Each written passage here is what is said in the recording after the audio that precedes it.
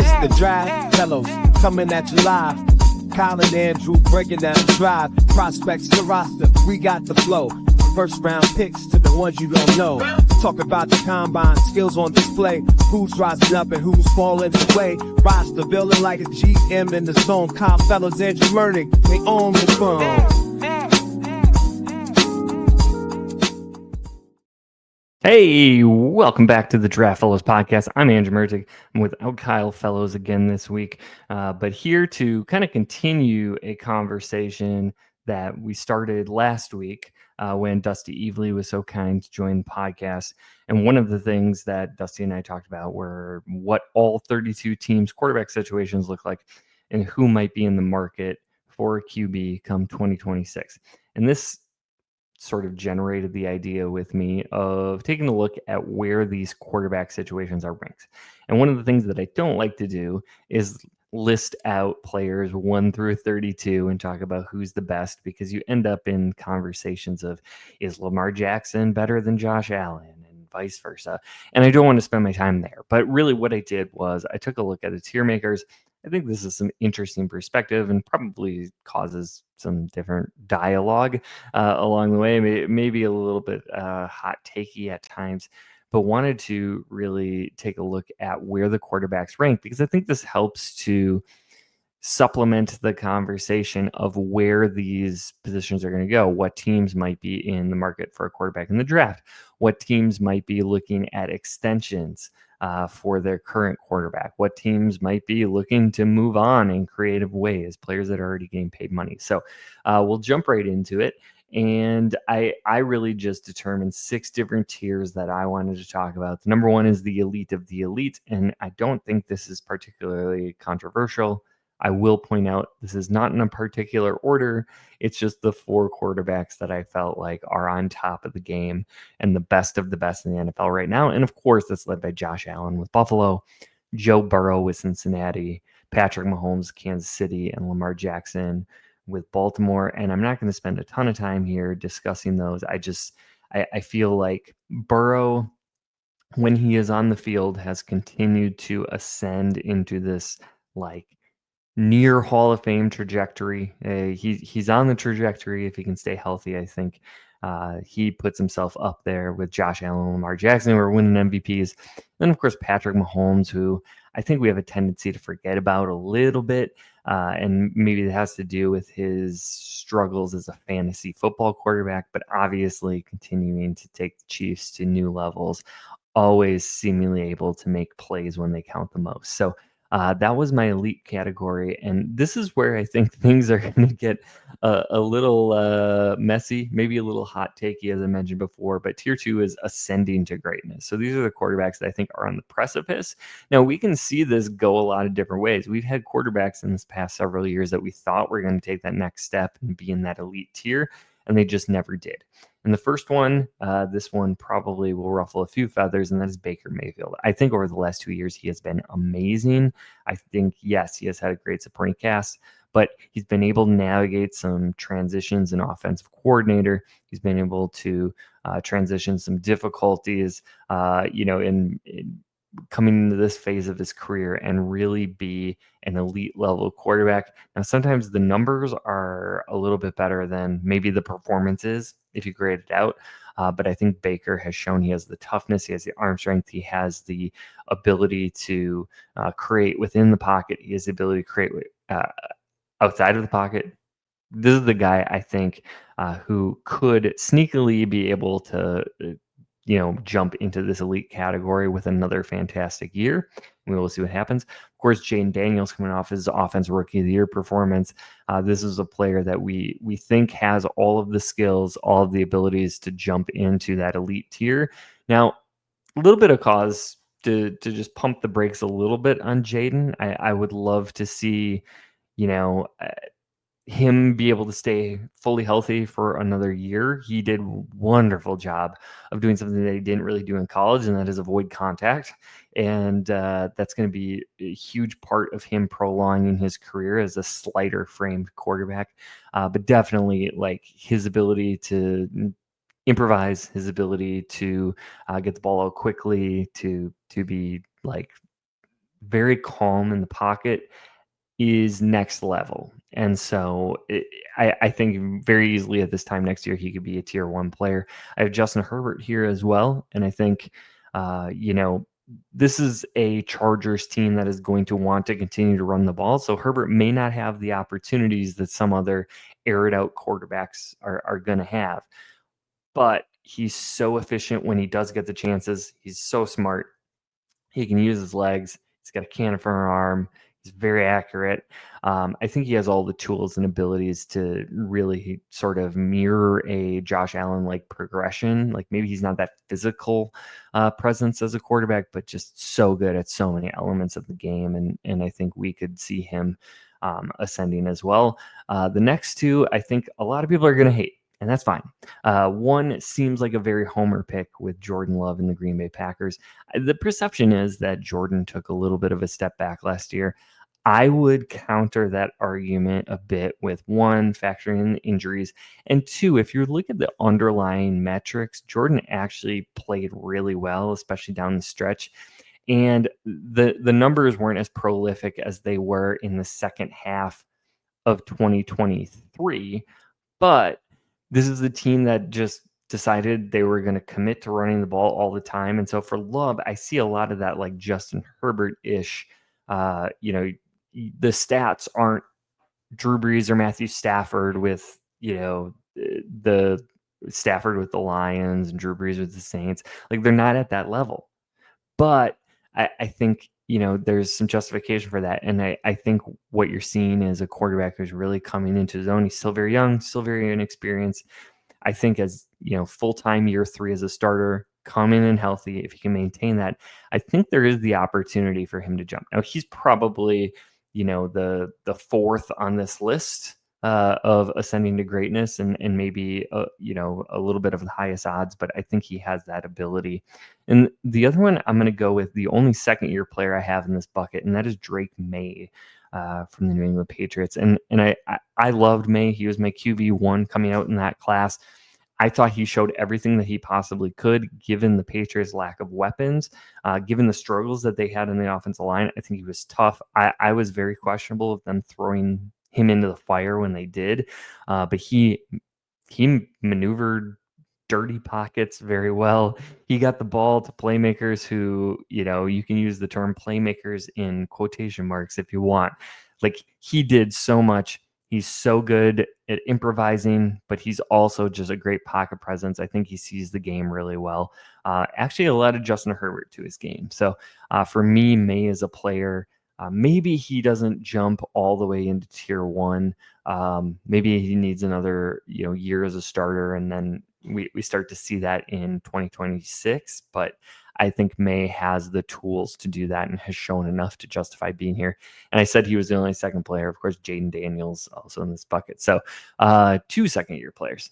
And then I'm going to go with tier 3 good. And this does not necessarily mean that these players can't jump out of this, that they won't go to being an elite player. But I think we've seen enough sample size to justify that they are where they are for a reason.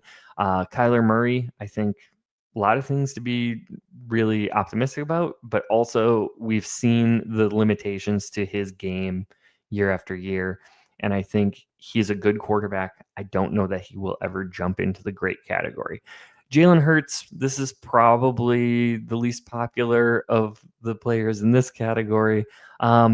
He just has so much around him, right? Like one of the best 2 or 3 offensive lines in football for the last several years.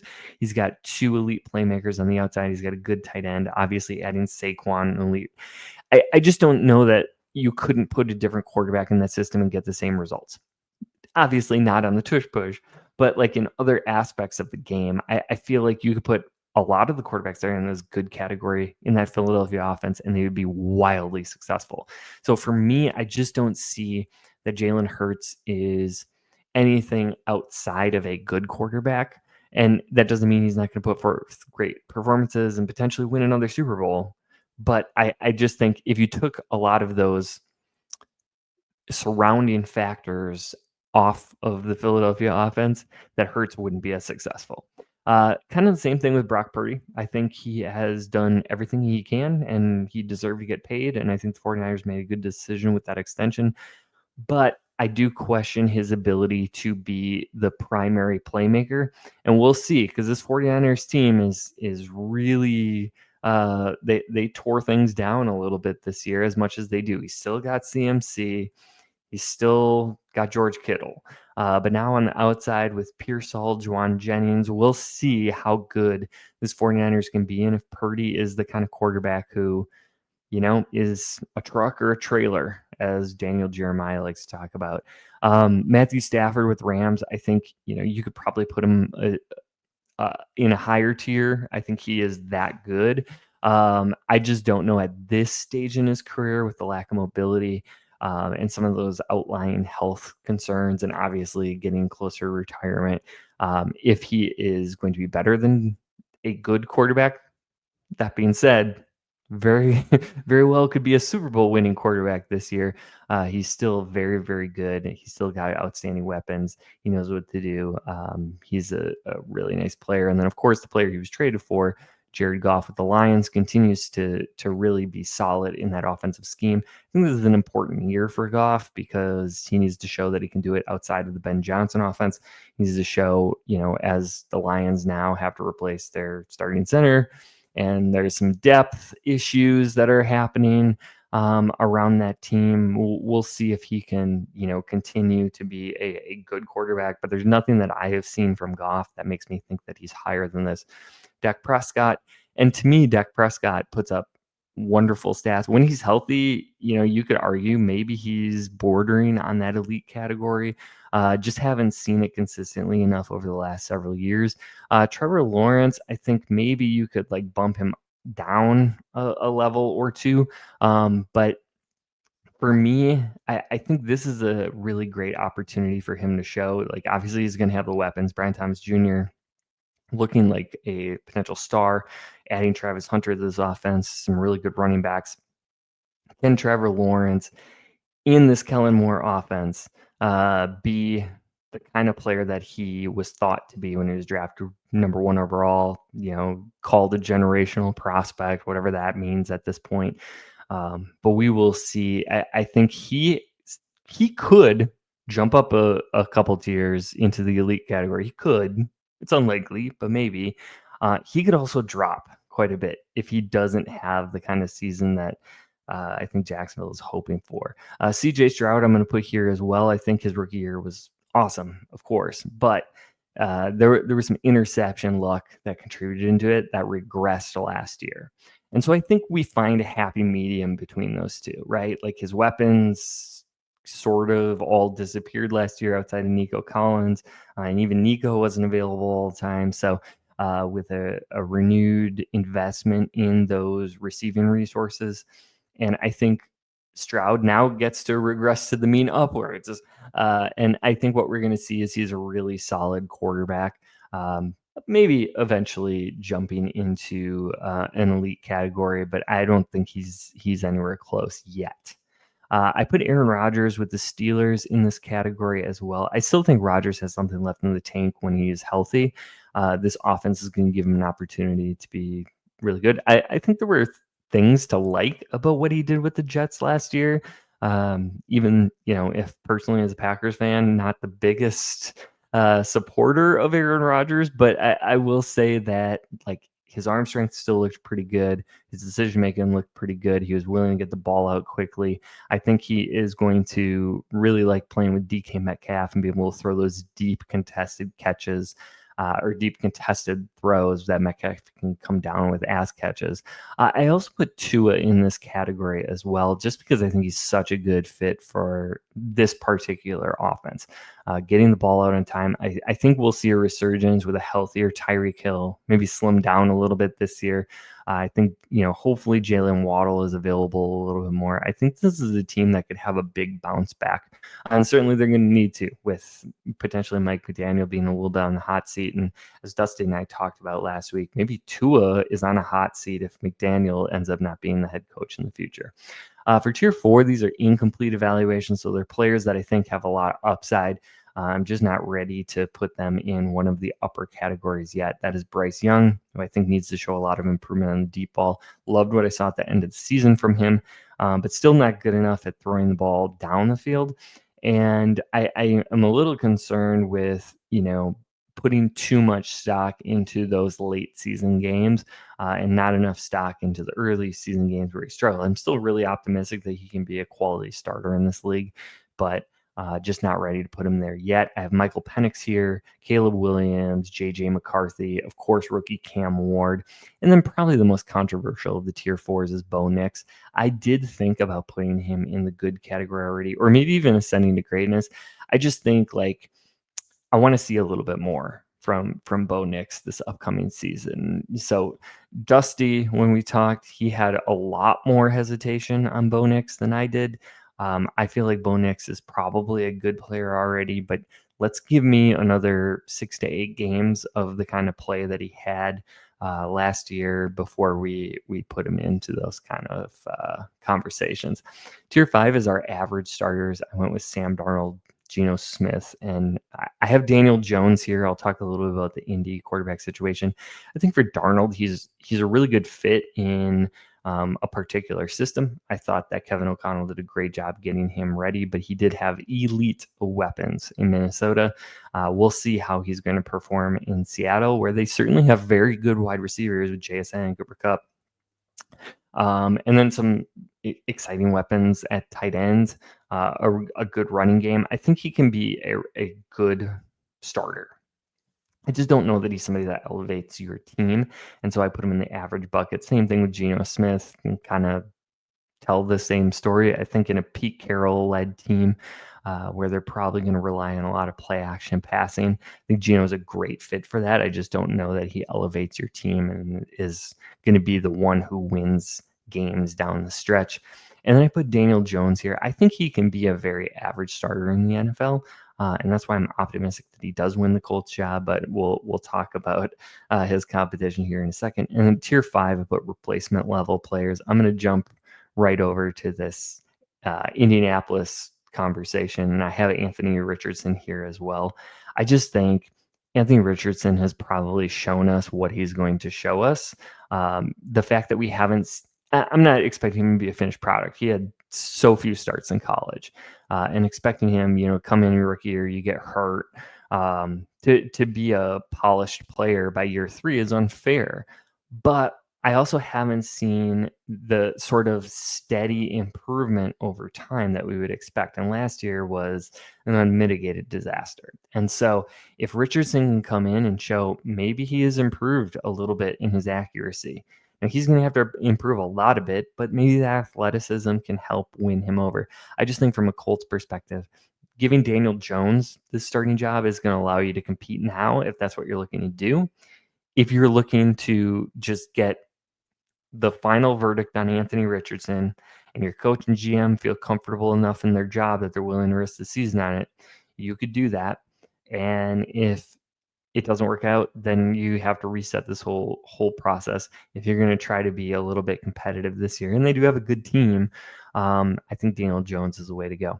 Other replacement level starters, I put Tyler Shuck in here, but you could put whatever New Orleans quarterback. I think they're just placeholders until they, eventually tear things down and draft a quarterback in the future.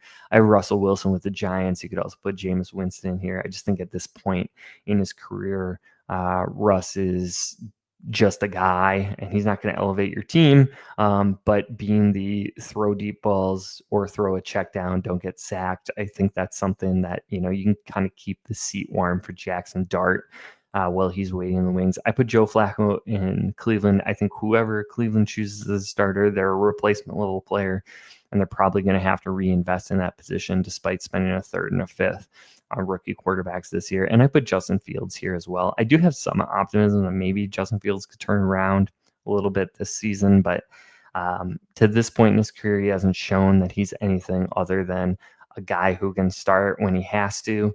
And ideally, if you're the Jets, you have somebody waiting in the wings, but they don't this year. So it's probably going to be a lot of Fields. if he can stay healthy, and hopefully that will help get them through this season and show some improvements from some of their young players as they begin a rebuilding process. And finally, I added a tier 6, and this is just backups who I think deserve a chance. And I have Tyson Bagent from the Chicago Bears, who I think can be a quality starter in the NFL. Somebody that I would be very interested in if I was a team that maybe had a replacement level quarterback of looking to acquire a player like Tyson Bagent. Doesn't seem like Chicago has been eager to move on from him. Doesn't seem like anybody's made them a particularly competitive offer. I just think his great size, great athleticism in his starts as an undrafted rookie quarterback, which is unheard of in the NFL. He looked very confident, competent, and like somebody who can lead. And then last year we see in Hard Knocks, like the team raving about him, what he is providing to Caleb Williams, even though they're peers, essentially, like being able to be a leader and a model for him and a really quality backup. I would love to give him an opportunity as a starter if I was a franchise that didn't have anybody else. I also threw Malik Willis in here. Obviously looked great in some spot starts for Jordan Love. I think if you're a team that is looking for that really athletic style quarterback to add into your offense, we've seen so much success. Like, he's not Lamar, he's not Jaden Daniels. I get that, but there's no reason why he can't be at least a Justin Fields level starter. But I think the upside is actually significantly higher. And so still a young player, still somebody that I would love to see get an opportunity. So would love to hear what you think about my quarterback tiers. Go ahead and tear them apart in the comments. That's totally fine. If you want to come after me, I'm available on Blue Sky as well. But just wanted to give you my thoughts on where the quarterbacks ranked this year, and give you an opportunity to discuss. But I think this helps shape the conversation for what we're going to be talking about with what looks very early on like a great quarterback class in 2026. I think, I mentioned Bagent and Willis. Maybe we see some free agent quarterbacks in the mix as well. Maybe there's even a player available via trade or two, and could be some surprise retirements, or some not so surprise retirements in the case of players like Aaron Rodgers and Matthew Stafford. So quarterback makes the league go round. It's a great talking point, and happy to share a little bit of my opinion. If you didn't catch the show with Dusty and myself from last week, I would highly recommend that. Super in-depth, great to get his input on what these quarterback situations look like. So really appreciate you joining us. But from the draft room to the gridiron, the Draft Fellows have got you covered. Until next time, stay tuned and stay in the game. Kyle got the insight, Andrew brings the heat. Breaking down the roster every single week. Catch us on the podcast, we coming through your speakers. Top picks for practice squad, we got the seekers. Team dynamics, contracts, and the trades. From the draft day excitement to the accolades. Draft fellows on the track, we gone strong. Analyze the plays, we can't be wrong. From the 40-yard dash to the longest throw.